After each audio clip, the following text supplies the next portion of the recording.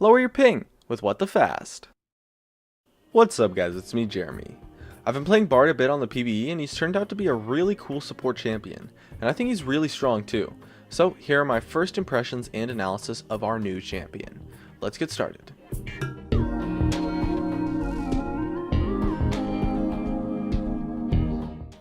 Let's start by going over his skills. His passive spawns chimes on the map that give him movement speed, mana, and experience when picked up, as well as collecting them increases the power of his passive, which applies an effect to his auto attacks.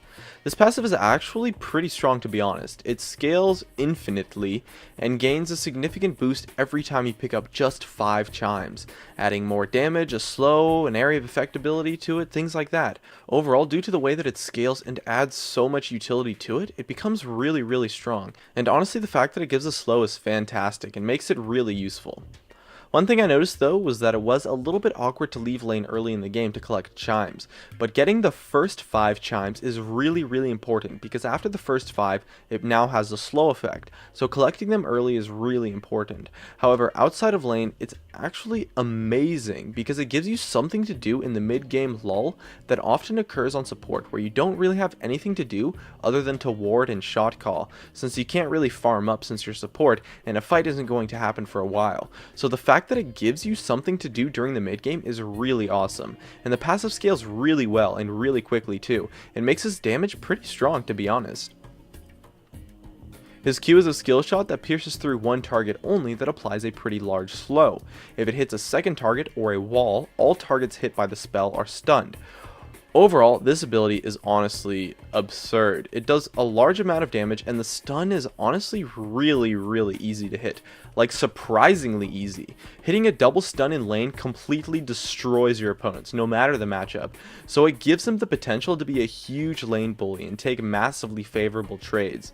The stun was honestly just way easier to hit than I expected, which is awesome since it gives him a reliable form of crowd control. His Q to me was the clear ability to max during the games I played, since it does scale up the duration of the stun with it. His W places a health pack that gives health and movement speed to an ally. Over 10 seconds, the pack scales up eventually to heal for a significantly larger amount. This gives Bard quite a bit of sustain, which is pretty nice, but I found myself using this ability for the movement speed much more often than for the heal, since the movement speed is honestly pretty decent and helps you avoid more damage than you would get healed for most of the time.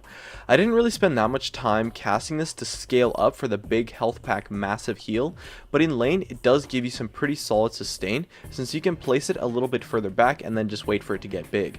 Overall, a pretty nice ability. His E turned out to be a lot cooler than I thought, due to the fact that it has unlimited range. It only lets you tunnel through walls, but there are some pretty crazy walls on the map that you can go through with this ability, to the point where it was actually really amazing. With a little bit of creativity, it was possible to pull off some really sick engages by jumping in from a massive distance away due to using it on a huge wall. It was really fun, and I think this ability is awesome. You can also juke out some opponents by placing the tunnel and then just not going through it too sometimes. It's really fun to use. Lastly, his ultimate. Honestly, at first, I didn't know how useful his ultimate would be since it has the potential to be really troll, but after playing around with it in a handful of games, I think his ultimate might be one of the strongest support ultimates in existence, and it makes Bard a contender for the #1 pick potential support. And the reason for this is due to the massive range of 2500 that the ultimate has. Seriously, the range on this is just so freaking huge that the amount of picks you can pull off with this thing is just insane. To put it into perspective, Nocturne's ultimate has 2000 range at rank 1 and 2750 range at rank 2, so this ultimate has almost as much range as a rank 2 Nocturne ultimate. It was a little bit hard to hit though, but I think that was more attributed to me sucking rather than the skill actually being difficult to hit.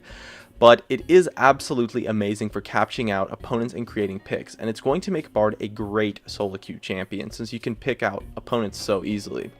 One thing to note, however, is that it didn't really scale up with extra points into it, so I found that waiting until both the Q and the W are maxed to put an extra point into your ultimate to actually be probably the viable way to go, since putting an extra point into the ultimate only lowers the cooldown by a small amount, so the extra points into his heal, which I maxed second, proved to be pretty nice.